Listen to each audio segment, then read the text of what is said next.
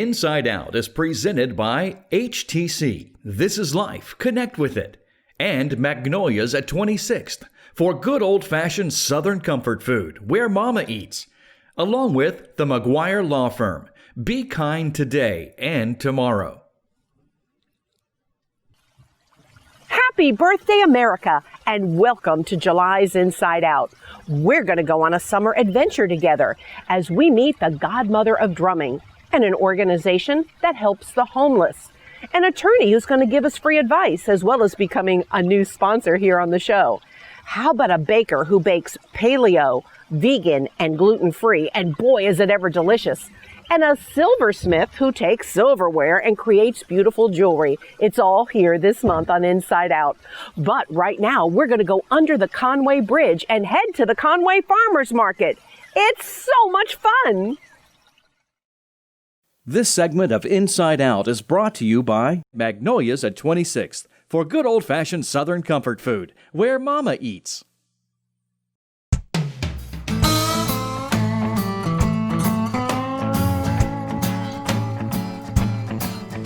I met up with Larry Johnson, and he's with Johnson Farm. Out of where? Out of the Good Hope section, Adrian section at Conway. Tell me a little bit about your farm.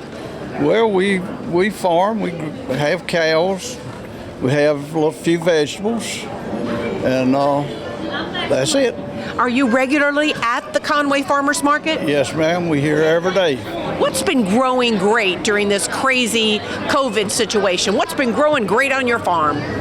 Well, cucumbers and squash been growing great, the best. And is that what pretty much people come here for? Right, tomatoes will be next in the area. What makes a good tomato great? In other words, on the farm, what do you do to a tomato? Because people are fussy about their maters. Well, you got to have a lot of lime. A lot of lime's got to be, the pH has got to be right in it. You just can't go out there and grow a tomato anywhere. It'll go to rotting at the bottom if the pH isn't right. Now, how about this new location for the Conway Farmers Market under the bridge? We like it here under the bridge. It's cool. Right. It's fine right here. This is the place it needs to be. I'm telling you, the old location was hot, and this is nice and cool and breezy, and everyone seems to love it. Thank you, Larry. Thank you.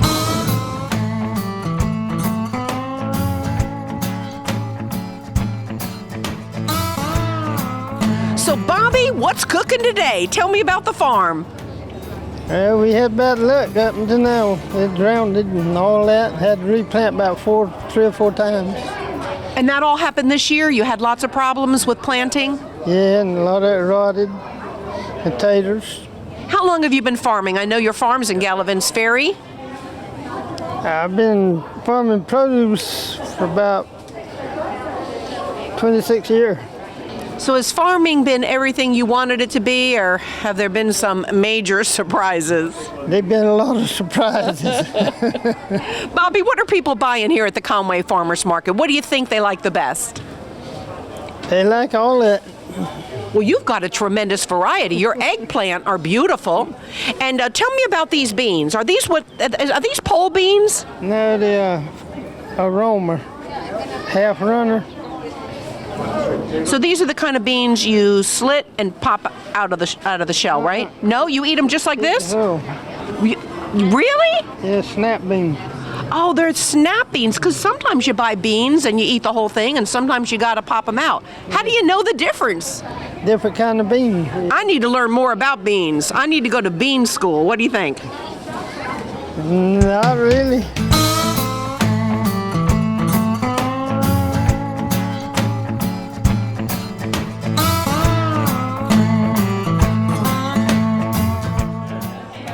Ready to meet my new friend Johnny Graham of J&J Farms. And where are you located, Johnny? We're located in the Horry County, a long section of Horry County. And how long have you been farming? We've been farming now about 9, maybe 10 years.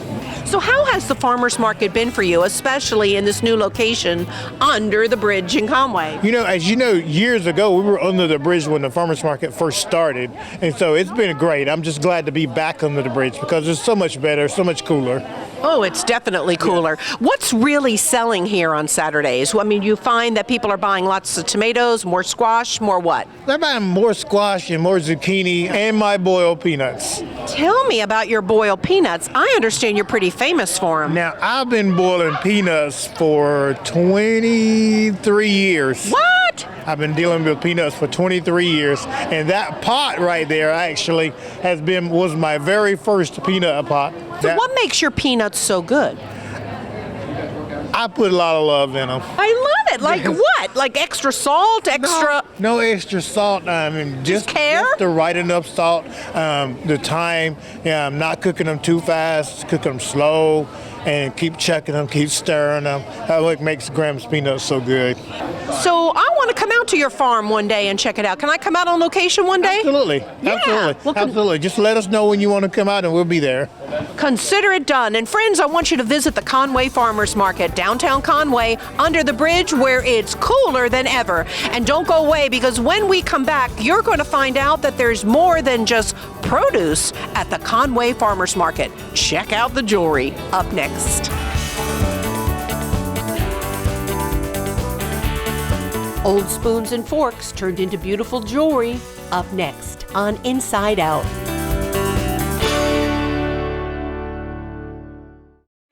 Proper serving, proper distancing. We're into safety at Magnolia's. Our staff now plates your food with all your favorite choices from the buffet, salad bar, and dessert bar, and it's still all you can eat. There's also breakfast, evening, and an expanded Sunday buffet. Mama says she can't cook it that cheap. Plus, the kids will love the yummy ice cream machine. Magnolia's, good old Southern comfort food. It's where Mama eats.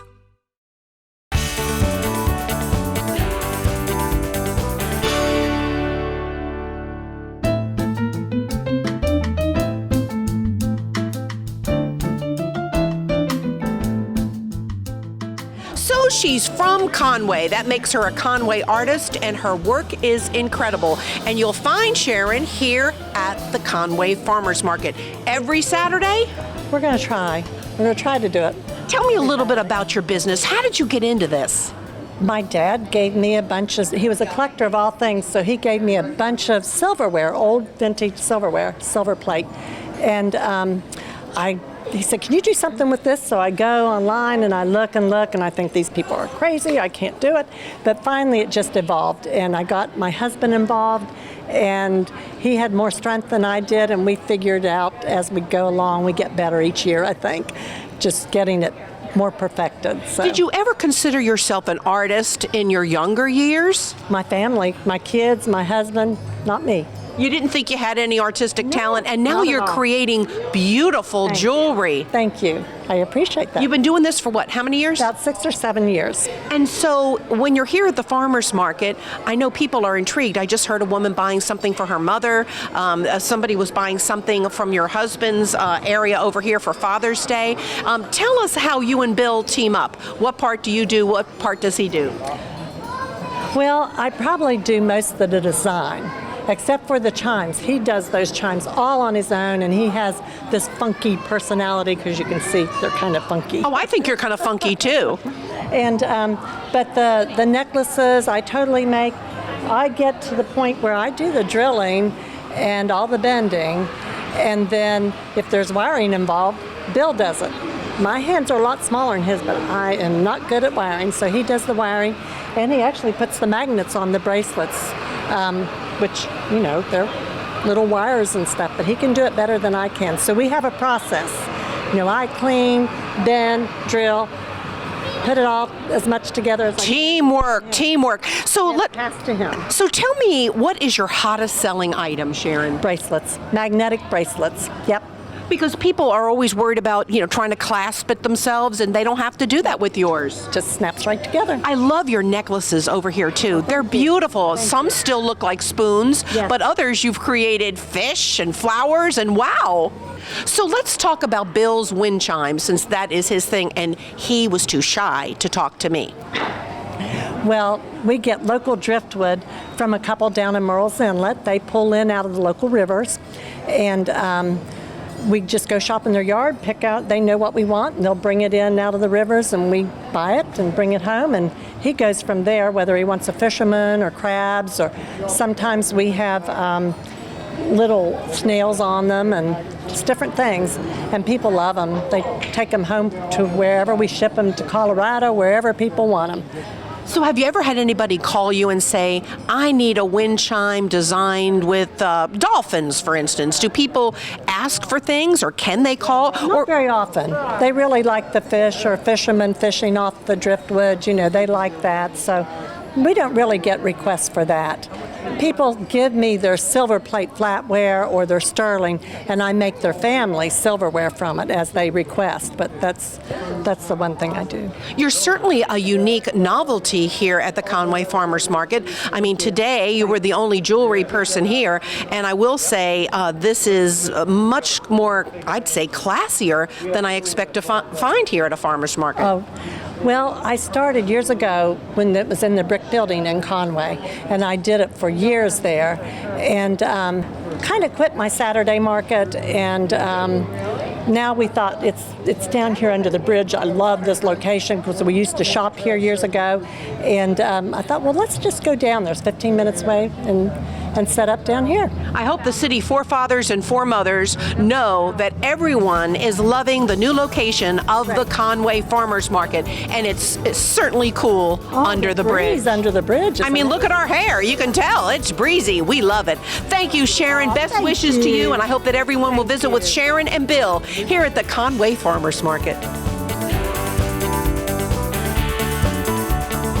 Coming up next on Inside Out, it's a super delicious bakery.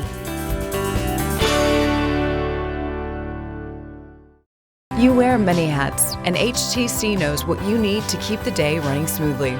You're an entertainment coordinator, appointment maker, and business superhero.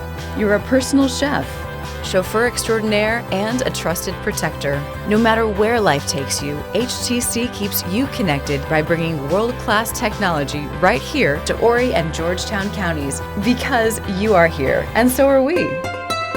HTC. This is life. Connect with it.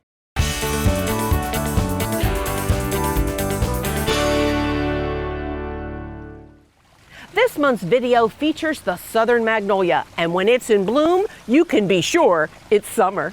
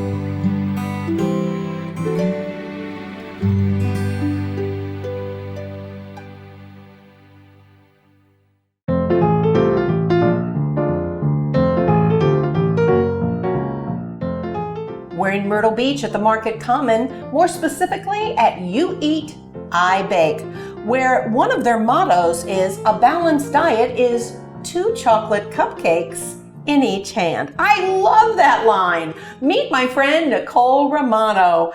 Tell me about this business that you got started a couple of years ago. Well, thanks for coming to see me today, Diane. Several years ago, I started You Eat, I Bake. It is a dedicated gluten-free bakery, and it's also nut-free as well, with the exception of coconut. I started here in the Market Common at the farmer's market on Saturday mornings selling things because my husband thought no one would care about gluten-free food.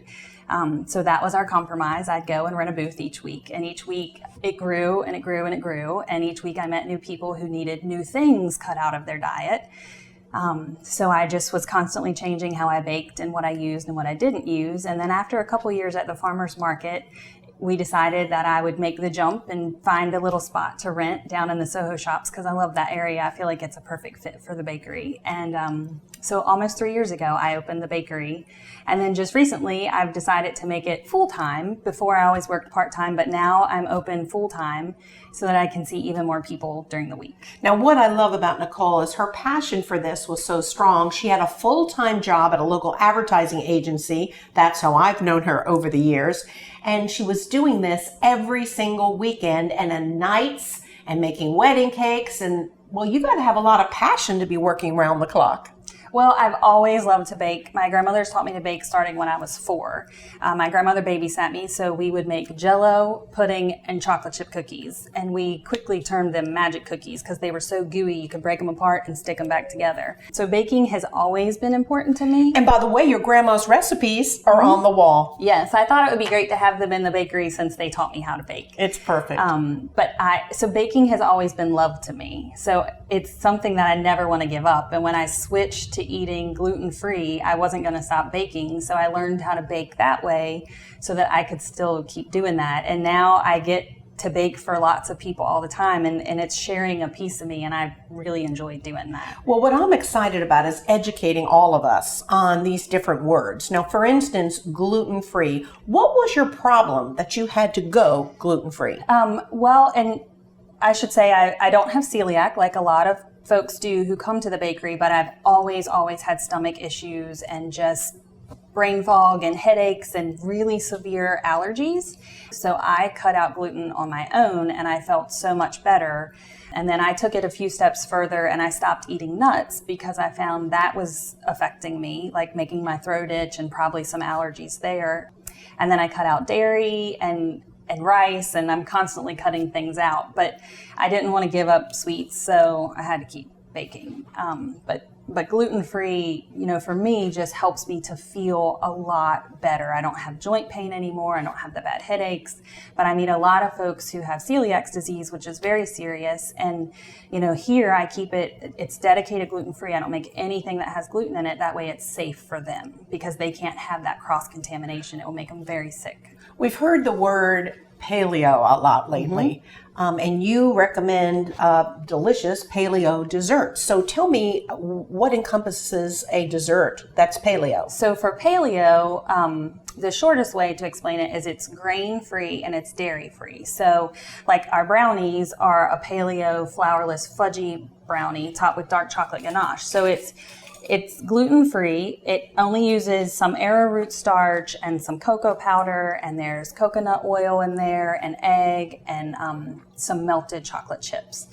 So excuse me, but that couldn't get any better than it is. Yeah. And that's paleo? Yes, that is paleo. And I use coconut sugar as the sweetener. In paleo, you use more natural sweeteners like coconut sugar or honey or maple syrup.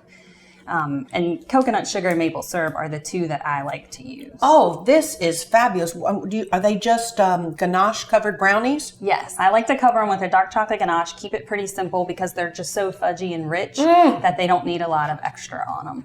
I love it. Now, I also saw outside you do vegan baking. Yes. So I started doing vegan baking after meeting so many folks at the farmer's market, and it was little kids who had allergies to eggs and dairy. I already didn't like to use dairy, so that didn't bother me to stop using. And then I just found different ways to bake without eggs. That way, if you follow a vegan lifestyle, you can eat the baked goods, or if you have to follow vegan baked goods so that it doesn't have the eggs and the dairy in it, you can come in and have something. So I always have several vegan things, at least 3, usually more. So earlier in the intro, I was talking about these cupcakes, a balanced diet, one in each hand. Yes, the icing looks scrumptious and the pretty little rosettes. Tell me more. So that icing is actually a chocolate buttercream icing. So it does have dairy in it, but I also make a vegan chocolate icing without the dairy. So anybody can have their chocolate because chocolate's really important. Those were a vanilla cupcake that did use dairy and eggs, but I also can make those free of all of those things so that someone who can't have dairy or eggs can have it, and it's still just as yummy, maybe even better because I like the vegan stuff better. And you could also do chocolate on chocolate for people like me. Yes. I would pick chocolate on chocolate every day of the week too, Diane. What do you use when you can't use an egg? How do you make an egg? How do you make that liquid? Well, for some of the cookies I make, I use a flax egg as a replacement. So you use ground flax seed and water.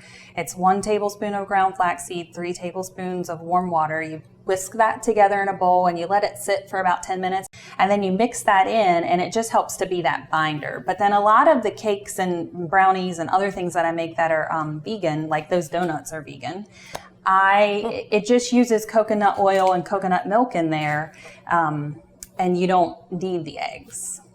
So how about keto? That seems to be a very popular word nowadays, and I don't even know what it means. Well, keto was really hard for me. I didn't want to bake keto for a long time because I didn't understand the sweeteners. So for keto, it's a very high fat, good fats, very low carb diet. And for the sweeteners, they use, I always call them sugarless sweeteners, but like sugar alcohols like stevia or erythritol or xylitol. There's allulose. There's a lot of sweeteners. Here, I usually just stick to erythritol. Sometimes I use xylitol. So Nicole, let's talk a little bit about my favorite cookie. When I come by Nicole's place, the cookie here has always been my favorite. But I gotta tell you, this is now my second favorite. That chocolate brownie, that is the best chocolate brownie I have ever tasted. Because sometimes brownies can be dry. Yes. That thing is melt in your mouth. But this is my favorite cookie. Tell everyone about it. So these are my caramel oatmeal cookies. These are the cookies that if I don't have them, everyone gets really mad at me if I run out or if I just didn't have them that day. So I have them every time I'm open.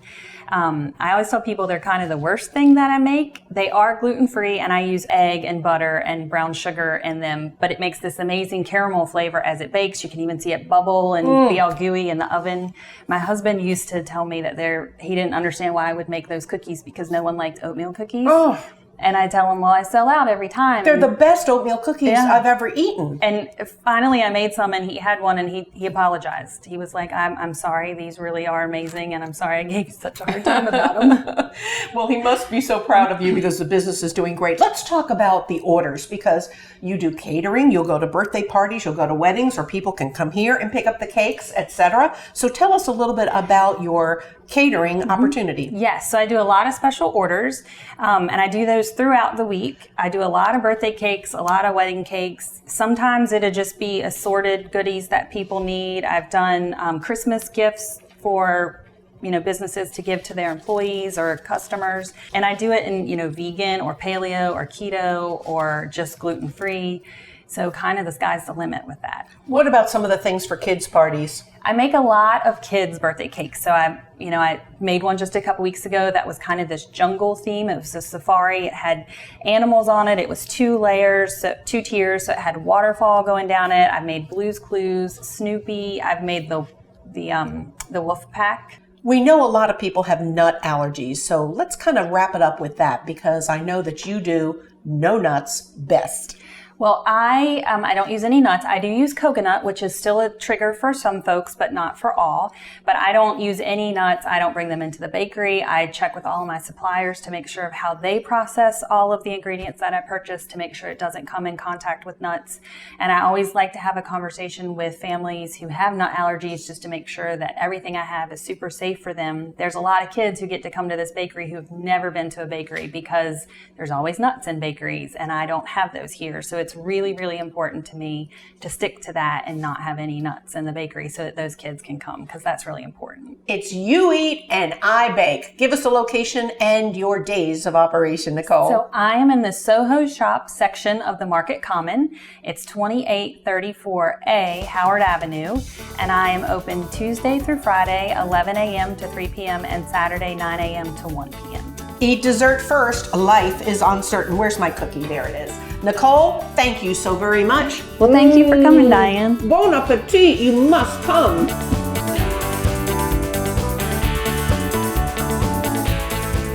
Up next, the godmother of drumming.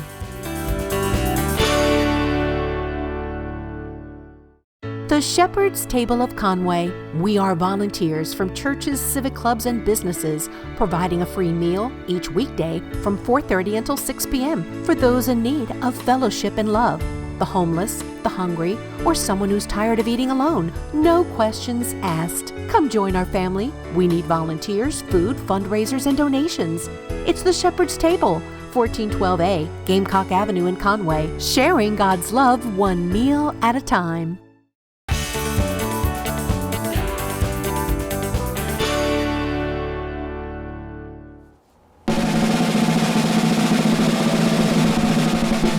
Thank you for that drum roll. I want you to meet someone that I've known since I moved to Myrtle Beach back in 1984. Her name is Dorothea Taylor. She lives in Forest Brook, and guess what? She's an international internet drumming sensation. People all over the world are following her on Instagram. Dorothea, let's go back to when it all began. How'd you get into drumming? All right, well, I was 13. And by then, I couldn't stand it any longer because we had a drum and bugle corps in my hometown in Upper Michigan, the Upper Peninsula, Lake Superior, way up there. But we were lucky enough to have a drum and bugle corps, and I watched them in parades and watched the drummers every summer for all their different festivals they played, and I just couldn't stand it any longer, and I went and signed up, and the rest is history. I've been playing ever since. I would have thought you began at 2 or 3 years old. That's how good you are. So at 13, you got into this. But when you moved to Myrtle Beach in 1971, you remained involved. Let's talk about some of the things you did in the early days here. Well, I got to town and I had my drums and I didn't know anyone. And for some reason, I was introduced to somebody and they said, "Do you want to play in a country music band?" And I didn't even know what country music really was. I'd never listened to it. From Michigan at that time. And so I started playing with them, and we played 5 nights a week. We did a couple year stint in Murrells Inlet, and then in Myrtle Beach, various places, and I did 5 nights a week, and I was even pregnant, having babies, and still playing. And then I took a little bit of time off, but then I joined the Long Bay Symphony, so I played Long Bay Symphony for 9 or 10 years. Started teaching drumline at Socastee High School. My son was in 9th grade in '86, my oldest son, and I went and heard the band, and the drums were terrible. Sorry about that, but they were terrible. You got them into shape. I went to the band director and I said, "I am a drummer. I would love to be able to help if you need it."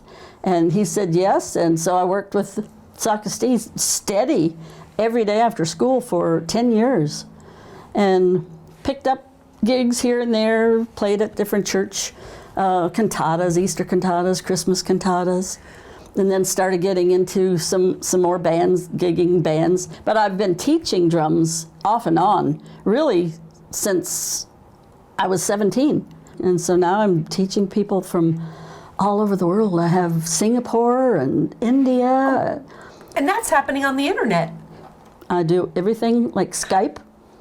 And then if you're not too far away, we can do even FaceTime lessons. So you told me that you never thought that in your 60s you would become such an international internet sensation. How did that begin for you? I mean, who got you started in Drumeo? Yeah. Well, my children were on Instagram, and I looked at their phones and looked at Instagram. I said, I should do that, and they encouraged me. So I had no plans on what was going to happen, but I put up a few videos, and I put up one video, and I think it was paradiddles, the famous paradiddle, at 230 beats per minute. I believe that's the one that just took off. Someone on Instagram saw it, shared it, and it kept getting more and more and more and more views. And I don't even know how many views it has now, but it was in the hundreds of thousands. And so I thought, oh, this is cool, so I'm going to do more. And so I've just kept adding. Well, then I started getting all kinds of followers. It's been crazy. I have 172,000 followers now on Instagram. And when I had maybe like 80,000, I went to check my email, and there was a message from Drumeo headquarters in Vancouver, Canada, and they said, we would love to have you out. And I had been watching Drumeo, and they get the top drummers from the world, all over the world, top drummers. And I said, oh my gosh, they want me to go there for real? So they called me, and I said, are you sure you want me? You have so-and-so and so-and-so. Yes, you're different. It's going to be different. We would love for you to come. Did they mean different because of age? Well, that's what I teased them. I said, yeah, I'm different. I'm old and I'm a lady. And they laughed. And they said, we've got some plans for you. So they had that all planned out, that we were going to be in the car and we were going to go here and there on that video. That has made it Godmother of Drumming. They titled it Godmother. Godmother of Drumming. Let's see a paradiddle. Okay. This is a little excerpt of what a paradiddle is, and you can certainly see more on Dorothea's site. All right. So a paradiddle says its own name, paradiddle. Right, left, right, right. Then you have to alternate. Left, right, left, left. So... But you don't want to play it just like that. You've got to jazz it up a little bit.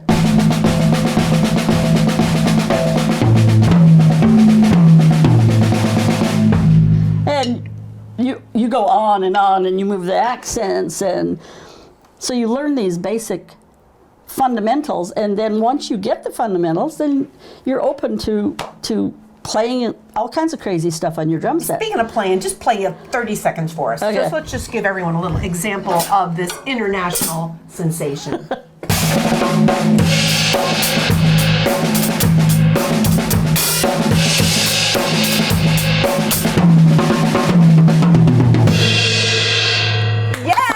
Dorothea, I am telling you, when I looked at your site, I was blown away, though, just about the people who followed you, the comments. You're inspiring so many people. And I understand there's a lot of women our age that are now taking drumming. Yes, I was really amazed also. You find more and more women on Instagram, and especially young women, and they're really good drummers. So a lot of these people now that are following me, they're older ladies, I'd say from 40s to almost, 72. And they have contacted me through Instagram. And so I've become almost friends with these ladies. We have such a good time during the lesson. We're laughing and cutting up, but they're learning. And I have a few really impressive drummer ladies that I think that they're going to be able to, get in a band. They're doing that well. It's just amazing. It just seems odd, though, to be able to do this on the internet. Like if they were here, you'd be able to show them how to hold the sticks better, et cetera, et cetera. And that is kind of a problem. I have to get way up close to my iPad and say, no, you've got to turn your hand, because I'm a stickler at that too. I have to turn your hand, so I have to look at them really carefully. And because they're not in the same room, I've had to adjust, but I think it's doing well. You've collaborated with all sorts of people. I mean, I really famous have. people, even local kids who have wanted to collaborate on something with you. I've just had a lot of experiences with collaborations. They'll say, I'm going to send you a guitar track, put something on top of it. So I'll do it, I'll record it. Or someone will say, send me a drum track, and then I'll put the guitars on top of it. And then we'll share it on Instagram. And they're good. They're really good, and they're fun. I also know that Dorothea has been asked by many national TV shows to appear with them, and she has done some, but she recently turned down America's Got Talent. They asked her to be a part of this season. And why did you say no? Well, I just felt like there was so much stress in getting there, flying there. And then if I made it through the first step, then I'd fly back. And they said, and then a month later, we'd fly you back out. And then if you make that one, we'll fly you home and then you'll come back again. And I was like, oh, I don't want to do all that flying all by myself. Especially during this virus period, yeah, too. So it worked out better.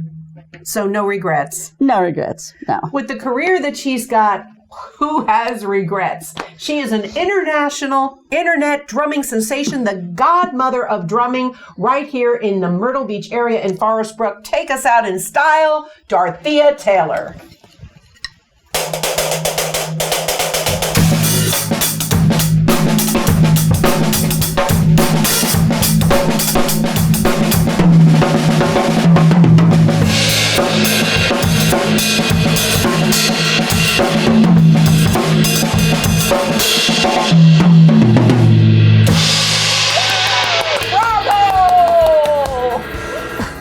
How are your ears? Awesome! That was awesome, Dark.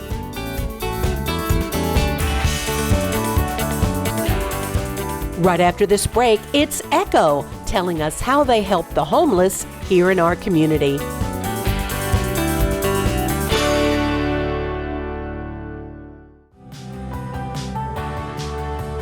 My family keeps me on the go.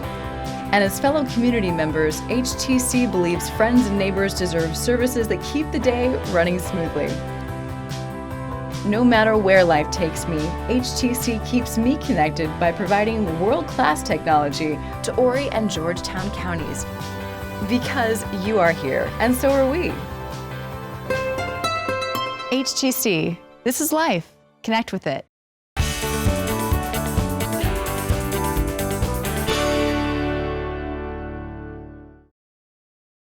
This segment of HTC Inside Out is presented by the McGuire Law Firm. Be kind today and tomorrow. Friends, I want you to learn about an organization that's been in our community for 5 years. Perhaps you've heard about them. They're called ECHO. I want you to meet the CEO. This is Joey Smoke. And Joey, what does ECHO stand for? Eastern Carolina Housing Organization. You've been here for 5 years and housing's your bag. Tell us about some of the things that have happened in the past 5 years. I know that's a loaded question. Yes, a lot. So what we do is we end the cycles or break the cycles of homelessness for people that are living on the street, shelters, places not meant for human habitation, cars, whatever the case may be, and also prevent families or individuals from becoming homeless that are imminently at risk facing formal eviction. So we have 14 different housing programs or grant-funded housing programs from HUD, the VA, state of South Carolina, Horry County, different funding sources with taxpayer grant funds to provide permanent housing. We don't provide emergency housing. We don't operate shelters. When an individual or a family comes through ECHO, they leave with a lease in their name or a housing occupancy agreement in their name. That's the first part of what we do. Then that's stabilizing them in the housing. So you got to get them stable first. And the federal government's new policy is called Housing First, where previously to the 5 years before that, someone had to earn their way into housing. You had to be behaving, acting right, seeking treatment, clinical treatment if it was substance use disorder or mental illness, developmental disabilities, whatever the case may be. Now the focus is on get them in a house first and then deal with the core issues of what caused the homelessness to start with. So we provide a wraparound set of supportive services and case management to help them become self-sustaining. So connecting them to mainstream benefits, whether it be EBT, disability, income through employment, income through whatever, non-cash benefits. So that's where the real work begins for ECHO, is getting them to a position where they can sustain their own housing, and it builds their character back up, their self-worth, the integrity. We get asked a lot of questions about best practices, and our best practices are people, and that's the people at ECHO. Where 5 years ago we had one full-time and one part-time, and one grant to administer the database for a 13 county area, which we're the lead agency for. Now we have 14 different grant programs and 38 people that work at ECHO. 19 of us were formerly homeless. And every one of those 19 people are also recovered folks, and I'm one of those. So, but that's awesome because right. you know it, you understand it mentally and physically. Right. And Joey, I know that a lot of people, you know, they think, oh, this person probably deserves to be homeless, and there's that ugly attitude. But the fact is, you tell me that most of the people you've seen really just somehow along the way fell by the wayside and never got back up. No. But with a helping hand, they can make it. Absolutely. We just believe in becoming a part of the solution and offering a solution as opposed to exacerbating the problem or, you know, we just need to get rid of them. You're this way because you choose to be. And, you know, I can't define homelessness 100%, but in general, I don't think anybody chooses to be in that situation. Their circumstances or consequences of actions may have put them in that, but I think their choice is that everybody deserves housing.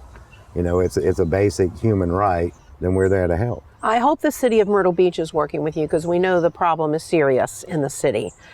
So I'm wondering, are they working with you well? You get a lot of government grants, so obviously Yes. you're the right people for this job. We cover a 13 county area. So we're not just in the city of Myrtle Beach. Our corporate or main office is here. We have 2 offices in Florence and an office in Camden. So we work this 13 county area, which is the entire, if you took the little pie of South Carolina with the top right-hand 13 counties, there are 4 geographic homeless coalitions in the state. We're the lead agency for one, which is called Total Care for the Homeless Coalition. It's that 13 county area. So as far as the cities go, the city of Myrtle Beach, the greater Myrtle Beach or Grand Strand area, has about 90% of the homeless individuals and families that we serve. And in 2019, we provided housing services to 1,179 individuals, maybe family members or individual households. 90% of those are in Horry County in greater Myrtle Beach. So it requires participation and partnering with everyone.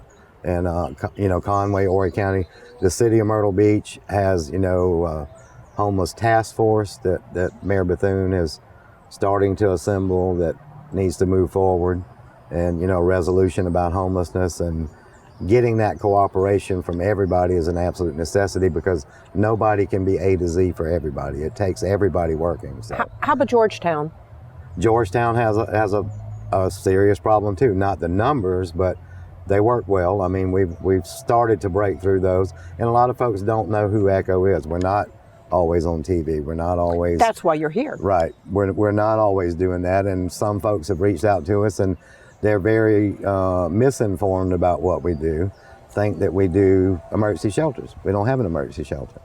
You know, someone in an emergency shelter is still homeless, as defined by the United States government or the state of South Carolina, whoever. Until you have a housing agreement in your name, the only solution to homelessness is housing, which is what we do. But it's once you get them in there, how do you keep them in there? And that's where all that work goes down. Back to your question about the city of Myrtle Beach. The city of Myrtle Beach is working more and more with us and becoming aware, because that is one of the biggest problems, is the awareness. How do you actually get the people that you serve? One of the biggest ways and most effective ways we get ours is through street outreach. We have outreach workers on the street going to the community kitchens, soup kitchens, tent encampments, whatever the case may be, wherever they are. We work close with the faith-based community. Many of the churches come into contact. It's one of the first places that someone that's in that situation will reach out to help. So we've made an effort that we really work closely with the faith-based community. But extensive street outreach, referrals from the Department of Mental Health, the hospitals, law enforcement, every single person that's involved in this full continuum of care, which is anybody that provides any kind of service, whether they're homeless or not. When they have someone like that, call us, and then we get someone to go get with them. And walk-in, phone traffic, the website, social media. Most effective way is face-to-face, going and meeting them where they are And, as our mission is not to leave them where we found them. Well, and not only that, all of you can get in there and say, hey, I've been where you are. Right.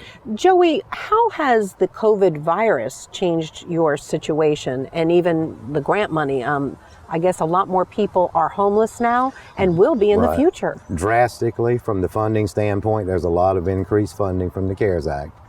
We have significant funding to prevent or stay evictions. There are a lot more people facing homelessness, mainly from the eviction thing.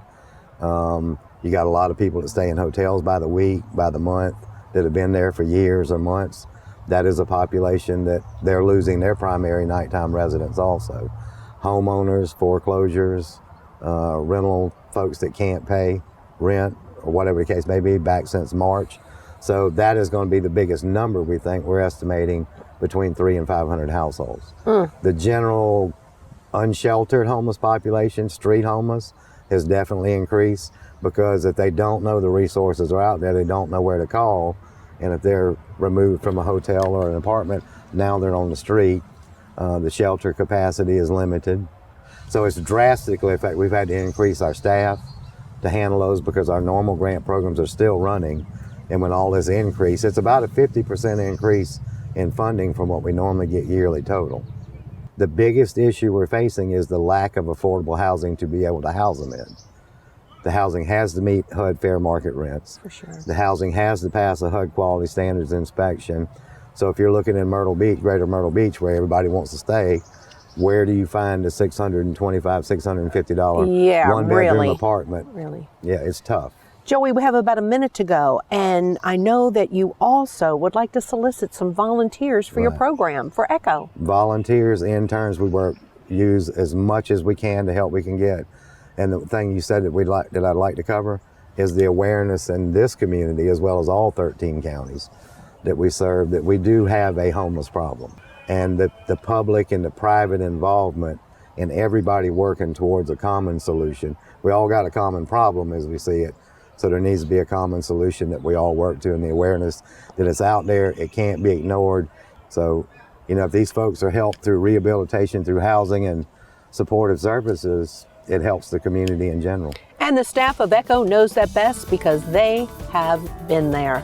Friends, join forces with ECHO, and if you would like to volunteer for something incredibly worthwhile, give Joey a call. ECHO. Thank you so much, Joey. Thank you.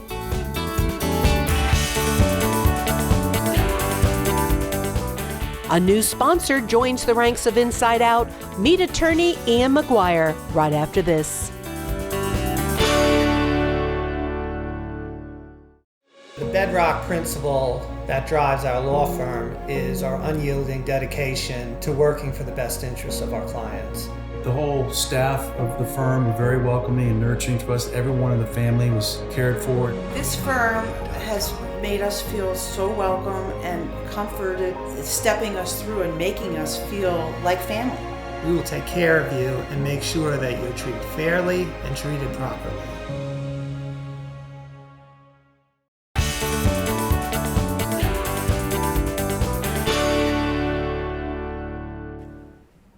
Here on Inside Out, we want to welcome a new sponsor, the McGuire Law Firm. I've known Ian for quite some time. There is no doubt in my mind he does the best things for our community, always involved in supporting nonprofit organizations, which is why he'll be sponsoring the nonprofit segment here on Inside Out. And Ian, I welcome you to the show, and I'm anxious to find out what sort of work the McGuire Law Firm does in our community. Well, Diane, it's great to be here. Thank you for having us. But as far as McGuire Law Firm, we simply represent injured people. That's virtually all we do. We represent people that are injured at work, people that have been injured in car collisions, people that have been injured in falls. Sometimes it's security issues where somebody is injured through some kind of violent act, and we represent people in those cases and families in those cases as well. So we've been doing, I've been doing that type of work on the Grand Strand since 1994, and we really enjoy helping people. Before we talk more about the firm, tell us about your family. My family is, of course, we've raised my family right here in Myrtle Beach. We have My wife Jennifer and I have 4 children. Aaron's 13, Brendan's 11, Liam's 9, and Saoirse is 7. So they're all good Irish names, I hope. And I heard that you do some kung fu teaching in the community. Yeah, yes. What's that all about? So, and it's been actually it worked out really well because it was tough for a while when the kids were little and I was going to kung fu, but now the boys, since they were about 5, have been doing it as well, and they're doing it with the adults. So it's an enjoyable outlet. Gets me out of the office and doing something that I really enjoy, and again, we'll continue doing that. And we have a lot of members of the community that do it. It's 4 nights a week. We do have a kids class on Saturday, so it's been great. Well, we've never had Kung Fu on the show, but we will before the year is out. We'll do a segment on Kung Fu, so get ready. Well, that would be great. That would be a lot of fun. So tell me about the firm itself, how many attorneys you have, your staff, where you're located. Yeah, we're located at 1600 North Oak Street right here in Myrtle Beach, and we are staff. We have 15 people, and we have 4 attorneys, and you're going to be talking to Brooke Wright soon, and she does the litigation work with me, and we also have Tiffany Buffkin and Brittany Jones. So they're all do a great job, and we really enjoy, again, taking care of people that have been injured and their families. And that's what we do. And so many times people say, oh, I really need to call an attorney. I really need to talk to somebody. I wonder how much it's going to cost. Can I afford it? I want you to comment on that. Yeah, well, when it comes to injury cases, I can speak to, certainly in our firm, consultations are free, and I think most firms that do this type of work will do a free consultation. The way the lawyers get paid is on a contingency. So if there's no recovery, there shouldn't be any cost to the injured person. Certainly in our firm, there isn't. That's huge, and I saw that in your ad, and I'm glad you brought that up. That's important to people. Well, it's important because people are scared to go to an attorney. That's the last place they really want to be is to have been injured and then have to seek legal counsel. So certainly, especially that first visit, it's a good chance for them to at least learn a little more about how the system works, because it's something that people aren't really going to be concerned about until it happens to them or someone in their family. So before we move over to Brooke, who's going to give us some free advice, I just wondered if there's anything else you want to tell us as the, I guess, the CEO, so to speak, of this office. Well, nothing other than, again, thank you for allowing us to partner with you, because I've always thought so much of you, and you do so many great things in the community. So it really is an honor to be able to work with you, and I can't wait to continue this partnership. And by the way, one more plug for you, and that's the fact that you have legal access. That's right. It's 11 years now. We've been having various attorneys come on the show, and we discuss different issues and give information that hopefully helps people in the community. Every Thursday at noon, thank you, on WMBF. Yeah. Hey, we want to plug that because you can't beat free advice, and that's what's coming up with Brooke Wright. I'm excited to be interviewing Brooke, who, by the way, is Brooke Eves Wright, because I've known her since she was about 5 or 6 years old. Her mom, Tammy, ran the American Heart Association for Horry County for years and years. So it's so nice to meet her now as a partner here at the McGuire Law Firm. I want you to give us some free advice. And I guess at one time or another, sadly, we're all going to get in an accident of some sort. Tell us the good, the bad, and the ugly. How do we handle it? Sure. Well, the first thing that I would do to handle an accident, a car accident especially, would be to call the police. You want to make sure that you call 911 from the scene of the collision and that you report the accident so that they come out and complete an accident report that diagrams what happened and who was responsible for causing the collision. Even if it's minor and no one's injured? Yes, even if it is minor and no one is injured, you still want to call the police, because if you have any property damage at all, you don't want to get involved in a dispute later with the insurance company about who caused the accident. A lot of times people at the scene will say, hey, I know that this was my fault, so let's just call the insurance company. I'll give you my information. We'll take care of it. And then later on, they change their story and they decide that it wasn't their fault, and they tell their insurance company not to pay for your damages. And then you have a real problem if you don't have that police report to back up what happened. And isn't it true too, Tammy, most of the time after an accident, you may not even think you were injured, but you could have some sort of neck injury or pain somewhere that you weren't even aware of. Right. That is very important. And I would always recommend getting evaluated by either EMS at the scene and going to the emergency room or to an urgent care provider the same day of the collision just to get evaluated to make sure everything is okay. A lot of times you're having adrenaline, you're excited because the wreck just occurred, and you don't feel the pain of your injuries until the following day or even sometimes 48 hours later. So make sure as soon as you do feel injuries or pain that you do see a doctor and document those complaints so that you can get all the treatment that you need. And call the McGuire Law Firm. Of course. I would definitely recommend calling an attorney. A lot of times insurance companies are very difficult to deal with directly, and insurance companies don't offer you the full compensation that you deserve. They usually start out trying to pay you as little as possible. For example, they may offer you $1,000 when you're really entitled to $5,000. So I would recommend talking with an attorney. We do free case evaluations and we do free consultations, and we can also help with property damage as well as the bodily injury part of the claim. I know that another big aspect of your job here at the McGuire Law Firm is workman's comp issues. Let's talk about what happens if someone gets hurt on the job. Right. If someone gets hurt on the job, they should immediately report the incident and the injury to their employer and to their supervisor, and make sure an incident report is completed and filed with the Workers' Compensation Commission within 90 days. Every employer in South Carolina who has 5 or more employees is required to have workers' compensation insurance. And so that insurance would provide you with benefits. Paying for all of your medical treatment and also paying for the injured person to have some sort of settlement if any of their injuries are permanent, and 2/3 of their weekly wages would be compensated for any time that they miss from work from the injuries. And I would recommend you never want to quit your job. If you get hurt on the job, you want to stay there because if you quit your job, that can detrimentally affect your ability to get the treatment and the benefits that you deserve.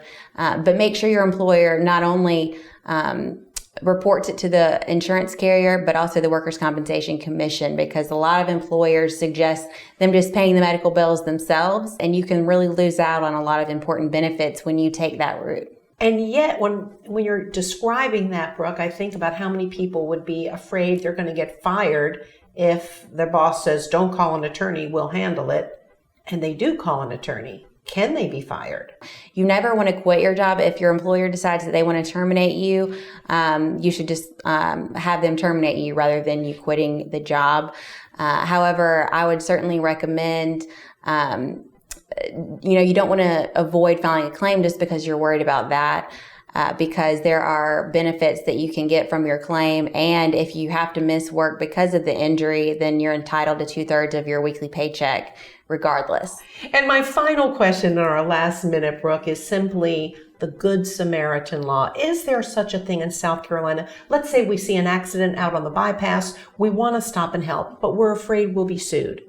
Yes, South Carolina has Good Samaritan provisions. There's a specific statute actually that provides if you are helping someone gratuitously during an emergency or an accident and you stop at the scene and you help them, if something goes wrong because of the help that you provided, you will not have any civil liability or responsibility imposed against you for helping them, as long as you are not grossly negligent or do something intentional or just absolutely reckless. As long as you are, trying to help them with good faith and you're doing it for free, you're not a medical person who's going to bill them later, then you'll have no civil liability for that.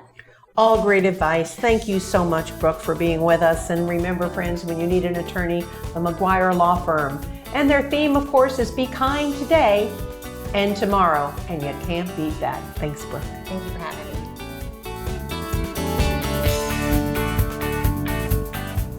Next month, we're going to visit with Grand Strand Water and Sewer Authority and find out where our water comes from. And speaking of water, with this being a very hot month, Get out and enjoy all the wonderful water activities we have to offer throughout Horry and Georgetown counties. Remember, friends, around here, it's always surf's up.